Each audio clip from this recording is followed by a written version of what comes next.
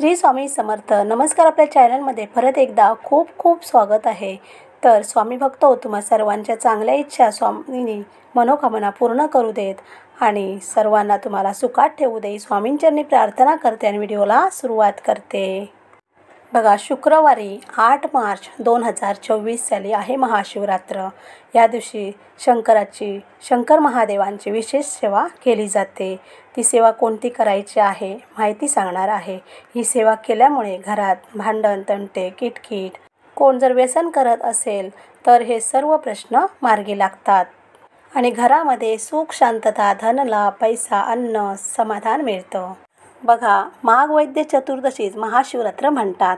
तसे पाहिलं तर प्रत्येक महिन्यातील वैद्य चतुर्दशी ही शिवरात्र असते, पण माघ कृष्ण पक्षातील शिवरात्र महत्त्वाची मानली जाते. हा दिवस भगवान शंकरांच्या उपासनेचा मानतात. या दिवशी उपवास करतात, शंकर महाराजांना अभिषेक, लघुरुद्र, महारुद्र करतात, बेलाचे पाने भक्तिभावाने वाहतात. तर स्वामी भक्त हो, आता तुम्हाला सांगणार आहे, जेवढी तुम्हाला सेवा पॉसिबल होईल तेवढीही तुम्हाला सेवा करायची आहे. महाशिवरात्रीच्या दिवशी कधीही करा, रात्री 12 वाजेपर्यंत केलात तरी काही हरकत नाही. शंकर महादेवांची पिंडी घ्यायची आहे. ताम्हाणामध्ये अभिषेक पात्र घ्यायचं आहे आणि ते अभिषेक पात्र वरती ठेवून जो तांब्या असतो त्याला होल असतो छोटासा, त्यामध्ये पाणी भरायचं आहे आणि वरती टप टप पडत असताना हे सर्व मंत्रस्तोत्र तुम्हाला या दिवशी बोलायचे आहेत. किंवा तुमच्याकडे अभिषेक पात्र नसेल तर तांब्यामध्ये पळी घेऊन आणि ते पिंडीवर थोडं थोडं एक एक चमचा एक पळी नेवायला तरी काही हरकत नाही. पण तुम्ही दोन्ही एकदम करू शकत नाही किंवा वाचायचं पण असतं, पळीने पाणी पण व्हायचं असतं, त्यामुळे अभिषेक पात्र त्यासाठी योग्यच आहे. पण तुम्हाला जसं पॉसिबल होईल तशी सेवा करा. तर आता तुम्हाला सांगणार आहे, ही सेवा प्रथम देवघरामध्ये अगरबत्ती लावल्यानंतर गोड काहीतरी देवघरामध्ये ठेवायचं आहे. त्यानंतर ही सेवा नमस्कार मुद्रा स्वामींना करायची आणि सुरुवात करायची आहे. बैठक घ्यायची आहे बसायला. प्रथम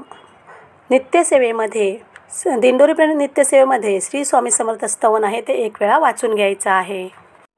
नंतर 1 वेळा गणपती अथर्वशीर्ष रुद्र आहे ते संस्कृत किंवा मराठी 1 वेळा वाचू शकता. गायत्री मंत्र 24 वेळा किंवा 1 माळ, संजीवनी मंत्र 11 वेळा, अमृत संजीवनी मंत्र 11 वेळा, महामृत्युंजय मंत्र 11 वेळा, कालभैरवाष्टक 1 वेळा, शिवकवच 1 वेळा, शिवमहिम संस्कृत किंवा मराठी 1 वेळा, द्वादश ज्योतिर्लिंग स्तोत्र 1 वेळा, रामरक्षा 1 वेळा, श्रीसूक्त 1 वेळा, शिव अष्टोत्तरी नामावली 1 वेळा, शिवहर शंकर नमामि शंकर शिवशंकर शंभो, हे गिरिजापती भवानी शंकर शिवशंकर शंभो, हा मंत्र 11 वेळा बोलायचा आहे.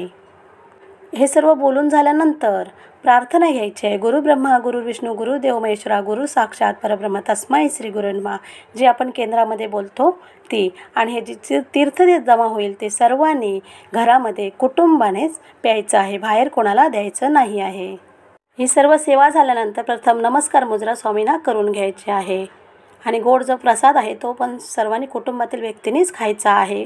गोड काही ठेवा, साखर ठेवा, गूळ ठेवा, काही गोड असेल तुमच्याकडे ते ठेवू शकता आणि त्यावर तुळशीपत्र ठेवा. देवांना नैवेद्य दाखवताना कोणत्या गोष्टी लक्षात ठेवायच्या आहेत, ऑलरेडी शॉर्ट व्हिडिओ आपल्या चॅनलवर आलेला आहे, तो तुम्ही चेक केला असेलच. यामधील जेवढी पॉसिबल होईल तेवढी तुम्हाला सेवा करायची आहे. हे सर्व तुम्हाला मंत्रस्तोत्र दिंडोरी प्रणित नित्यसेवा ह्या पुस्तकामध्ये भेटतील आणि ही अगदी महत्त्वाची सेवा आहे, अतिउच्च सेवा आहे. ही महाशिवरात्री दिवशी केला तर तुम्हाला 1 वर्षाची ऊर्जा प्राप्त होईल आणि जेवढी सेवा कराल तेवढा तुम्हाला मेवा भेटेल.